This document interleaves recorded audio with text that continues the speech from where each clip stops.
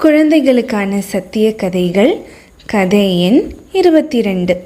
ஆகாரும் இஸ்மையேலும். Hello குட்டி, இன்னைக்கு டே எப்படி இருந்துச்சு? இன்னைக்கு நம்ம ஒரு இன்ட்ரெஸ்டிங்கான ஸ்டோரி பார்க்க போகிறோம்.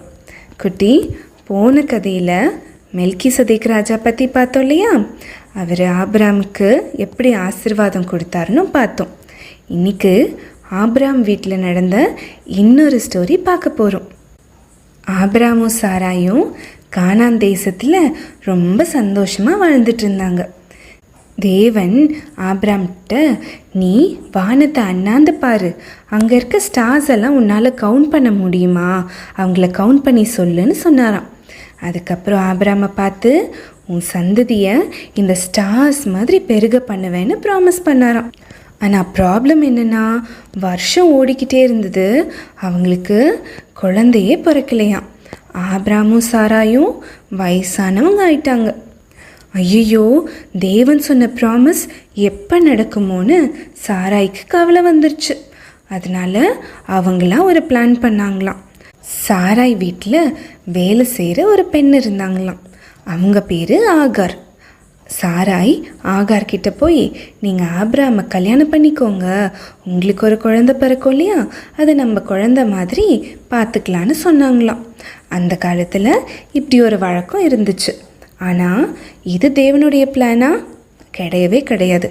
தேவன் சாராய் மூலியமாக தான் ஒரு சந்ததியை கொண்டு வரணும்னு நினச்சாங்க. ஆனால் அதுக்குள்ளே சாராய் இப்படி ஒரு பிளான் பண்ணிட்டாங்க. கொஞ்ச நாள்லே ஆகாரோட வயிற்றில் குழந்தை வந்துருச்சு. அதனால் ஆகாருக்கு ரொம்ப கர்வம், அதாவது ரொம்ப ப்ரைட் வந்துருச்சு.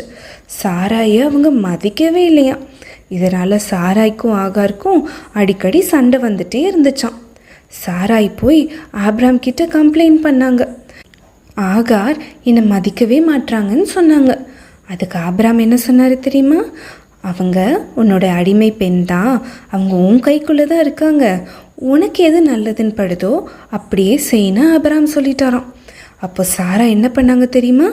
ஆகாரை ரொம்ப கடினமாக நடத்தினாங்க, நிறைய வேலை கொடுத்து கொடுமைப்படுத்தினாங்க.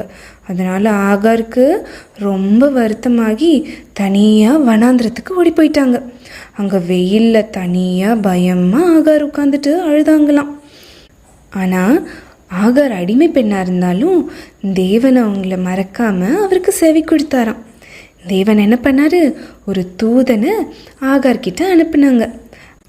அந்த தூதர் வனாந்திரத்தில் தனியாக இருந்த ஆகாரை தேடி போய், நீ திரும்பி சாராய்கிட்டே போய் அவங்க கைக்கிலேயே இரு, உன் சந்ததியையும் தேவன் நிறைய பெருக பண்ணுவார், அவங்களும் பெருகி கவுண்ட் பண்ண முடியாத அளவுக்கு அதிகமாவாங்கன்னு சொன்னாங்களாம்.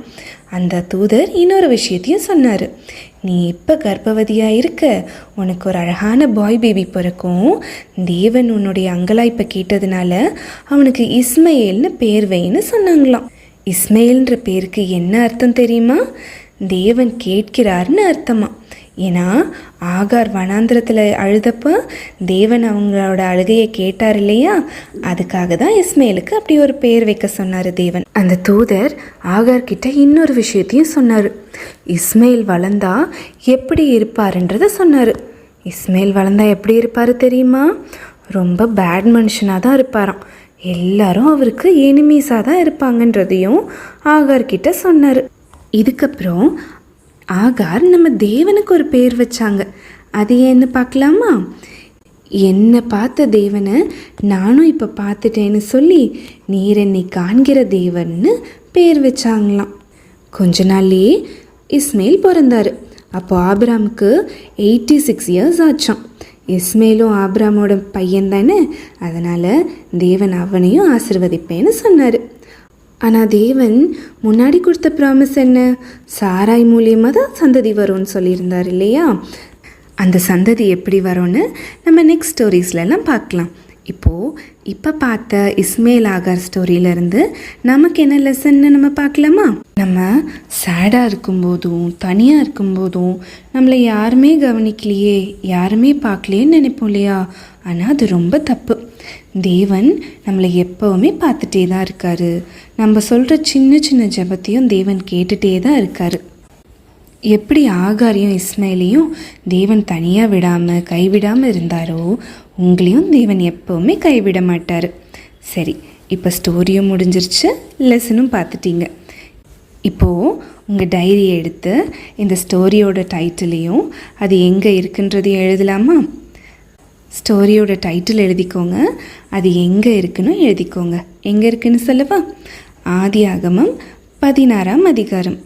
உங்களுக்கு எப்பயாவது ரொம்ப சேடாக இருந்தது, நமக்கு யாருமே இல்லைன்ற சேட்னஸ் இருந்துச்சுன்னா உடனே இந்த அதிகாரத்தை எடுத்து வாசித்து பாருங்கள். கண்டிப்பாக உங்களுடைய சேட்னஸையும் தேவன் பார்த்து உங்களுக்கு ஆறுதல் சொல்லுவார். சரி, இப்போ தூங்க போகலாமா? தூங்குறதுக்கு முன்னாடி நம்ம தேவன்கிட்ட ப்ரேயர் பண்ணிவிட்டு ஆசீர்வாதத்தோடு தூங்குங்க. நாளைக்கு காலையில் ஒரு விசேஷமான பரலோக மன்னாவோடு நம்ம சந்திக்கலாம். Good night.